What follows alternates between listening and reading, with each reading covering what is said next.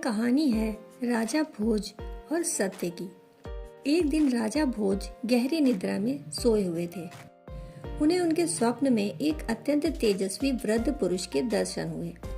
राजन ने उनसे पूछा, महात्मन आप कौन हैं? वृद्ध ने कहा, राजन मैं सत्य हूँ और तुझे तेरे कार्यों का वास्तविक रूप दिखाने आया हूँ। मेरे पीछे पीछे चल आ और अपने कार्यों की वास्तविकता को देख। राजा भोज उस वृद्ध के पीछे पीछे चल दिए। राजा भोज बहुत ज्यादा दान पुण्य यज्ञ व्रत तीर्थ कथा कीर्तन आदि किया करते थे। उन्होंने अनेक तालाब मंदिर कुएं बगीचे आदि भी बनवाए थे। राजा के मन में इन कार्यों के कारण अभिमान आ गया था। वृद्ध पुरुष के रूप में आए सत्य राजा भोज को अपने साथ उनकी कृतियों के पास ले गए। वहां जैसे ही सत्य ने पेड़ों को छुआ, सब एक एक करके सूख गए। बगीचे बंजर भूमि में बदल गए।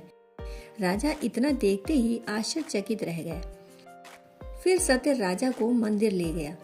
सत्य ने जैसे ही मंदिर को छुआ, वह खंडहर में बदल गया।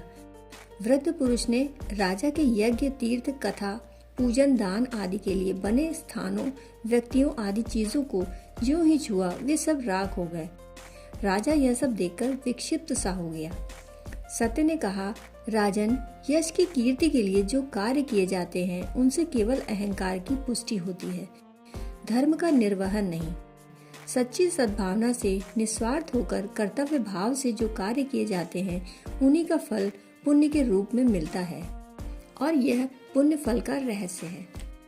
इतना कहकर सत्य अंतर ध्यान हो गए।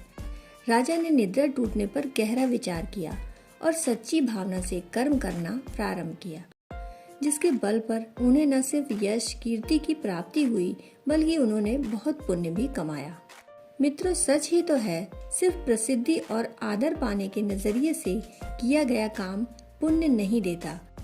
हमने देखा है कई बार लोग सिर्फ अखबारों और न्यूज चैनल्स पर आने के लिए झाड़ू उठा लेते हैं या किसी गरीब बस्ती का दौरा कर लेते हैं या किसी गरीब के घर खाना खा लेते हैं। ऐसा करना पुण्य नहीं दे सकता। असली पुण्य तो हृदय से की गई सेवा से ही उपजता है, फिर वो चाहे हजारों लोगों की गई हो या बस किसी एक व्यक्ति की। दोस्तों, कहानी सुनने के लिए आपका बहुत बहुत आभार।